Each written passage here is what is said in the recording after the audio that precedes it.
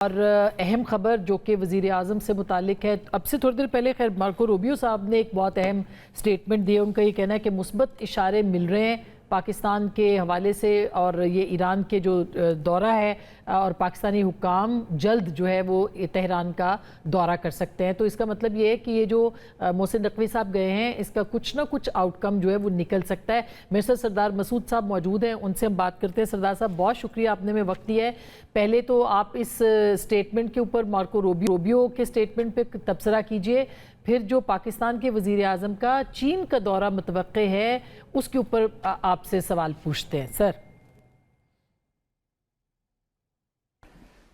پاکستان کی ثالثی کی کوششیں اب زوروں پہ ہیں، اور محسن نقوی صاحب نے 2 دورے کیے ہیں، دوسرا ان کا دورہ جاری ہے۔ اور اس کے بعد آپ نے دیکھا ہوگا کہ میڈیا میں کیا سرائی شروع ہو گئی تھی کہ فیلڈ مارشل عاصم منیر بھی وہاں جا رہے ہیں، اور جو ایران کی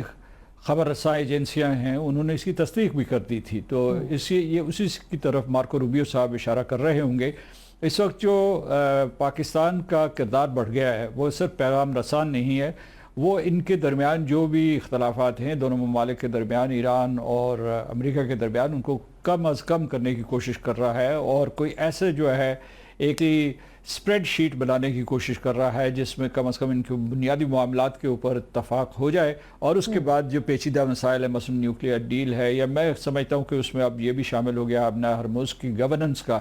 تو یہ بعد میں بیٹھ کے فریقین ایک دوسرے کے سامنے بیٹھیں اور گفتگو کریں، اور تمام تکنیکی اور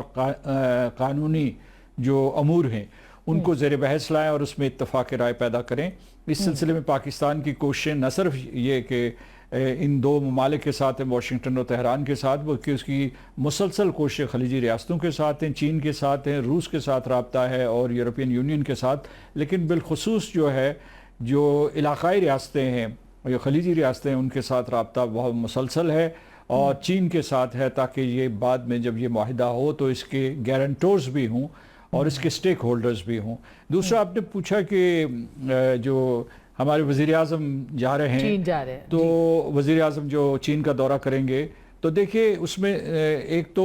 اس کا جو ہے بیک گراؤنڈ بڑا امپورٹنٹ ہے۔ وہ ایک ایسے وقت جا رہے ہیں جب ایک صدر پوٹن نے بھی دورہ کیا، صدر ٹرمپ نے بھی دورہ کیا، اور عالمی سطح پہ ان طاقتور ترین ممالک ایک دوسرے کے ساتھ تبادلہ خیال ہوا، اور روس اور چین نے تو ایک اعلامیہ بھی جاری کیا ہے۔ بالکل، لیکن پاکستانی وزیر اعظم کے دورے کے 2 اہم پہلو ہیں۔ ایک یعنی یہ کہ جو ہم 75th anniversary of diplomatic relations celebrate کر رہے ہیں، ایک وہ ہے، اور وہ علامتی طور پر بھی بہت اہم ہے، اور دنیا کو بھی یہ پیغام دیا جا رہا ہے کہ کس طریقے سے پاکستان اور چین کے تعلقات مضبوط ہیں، اتنے مضبوط ہیں کہ ان کو مثال کے طور پر پیش کیا جاتا ہے بائیلیٹرل ریلیشنز میں۔ کوئی ایسی ریلیشن شپ اس کے ساتھ مقابلہ نہیں کر سکتے، ریزیلینس کے اعتبار سے، اعتماد کے اعتبار سے، مدد کے اعتبار سے۔ یہ ایک تو سی پیک 2.0 کی بات ہو رہی ہے، دوسرا $5 بلین کی ڈیلز پاکستان کے وزیر اعظم کر سکتے ہیں، یہ اس طرح کی بھی اطلاعات ہیں کیا؟ یہ میں آپ کو بتاؤں کہ جب گزشتہ برس ایس سی او کے سربراہی کانفرنس میں وزیر اعظم گئے تھے، تو ان کی ایک علیحدہ سے وزیر اعظم لی چیانگ سے ملاقات ہوئی تھی، اور اسی وقت جو ہے چائنا پاکستان اقتصادی راہداری 2.0 کا افتتاح کر دیا گیا تھا۔ بلکہ اس وقت انہوں نے یہ بھی کیا تھا کہ ساتھ ہی جو مکمل رقم ہے جو اس کے لیے مختص ہے چین پاکستان اقتصادی راہداری کے لیے، وہ 62 بلین کے قریب ہے، جس میں 25 بلین کے قریب خرچ ہو چکی ہے، اور باقی میرا خیال ہے کہ 2035 تک خرچ ہو جائے گی، یعنی سارے کے سارے پروجیکٹس مکمل ہو جائیں گے۔ لیکن گزشتہ برس نہ صرف انہوں نے 2.0 کیا، بلکہ $10 بلین کے اور معاہدوں کے اوپر بھی دستخط کیے۔ تو ابھی جو آپ اشارہ فرما رہے ہیں یہ اسی کا ایک حصہ ہے، اسی کا ایک تسلسل ہے، اور اس میں یہ ہے کہ یہ جو ہے ڈیجیٹل ٹیکنالوجی میں جا رہا ہے پیسہ، زراعت میں جا رہا ہے، اور تکنیکی امور کے اوپر جا رہا ہے، اور اس کا مطلب یہ ہے کہ اس کے پورے سکوپ کو وسیع کیا جا رہا ہے۔ اگر آپ اجازت دیں تو میں تیسرا نقطہ بتاتا ہوں جو بہت اہم ہے، کیونکہ آپ کو یاد ہوگا کہ مارچ کے آخر میں ہمارے نائب وزیر اعظم جناب اسحاق ڈار صاحب چین گئے تھے، جب انہوں نے یہاں मकामी सतह पे यानी इलाकाई सतह पे जब एक कंसेंसस डेवलप कर लिया था एक सफारतकारी के लिए, सालसी के लिए, जब उन्होंने मिस्र, तुर्की, सऊदी अरब को यहाँ बुलाया था उनके वज़ीर ख़ारजा को, तो फ़ौरन उसके बाद वो चीन तशरीफ़ ले गए थे और चीन और पाकिस्तान ने मिलकर